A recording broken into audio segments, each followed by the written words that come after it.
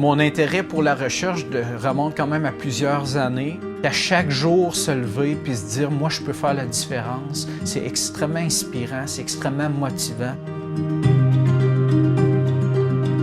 Malheureusement, le cancer du poumon, c'est le cancer le plus meurtrier dans les pays industrialisés, incluant le Canada. Au cours des dernières années, il y a de nouveaux traitements qui ont émergé pour la prise en charge des patients avec le cancer du poumon. Donc, on parle ici des thérapies ciblées, mais également de l'immunothérapie. Par contre, on n'a pas encore identifié de biomarqueurs, c'est-à-dire de marqueurs qui nous permettent de cibler les bonnes personnes à risque de répondre à ces traitements-là.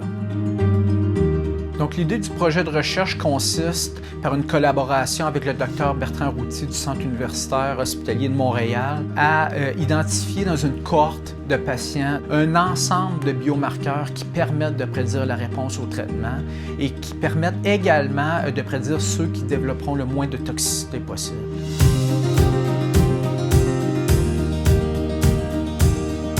Je crois que l'intelligence artificielle permettra de combiner plusieurs biomarqueurs pour arriver à un algorithme clinique qui permettra finalement d'identifier les bons patients. La collaboration d'Imagia est cruciale dans ce type de projet. Le rôle d'Imagia va aller au-delà de seulement regarder les caractéristiques radiologiques.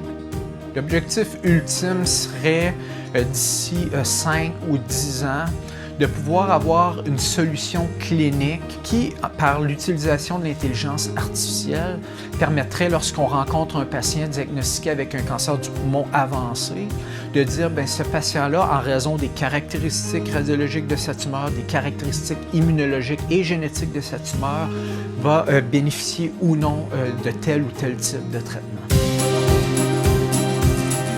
Il y a plusieurs raisons qui nous ont motivés à appliquer sur ce concours. Il s'agit d'un concours québécois qui permet réellement d'adresser un besoin clinique, puis de rapidement prendre ce besoin clinique-là et des découvertes scientifiques, puis les amener au chevet des patients.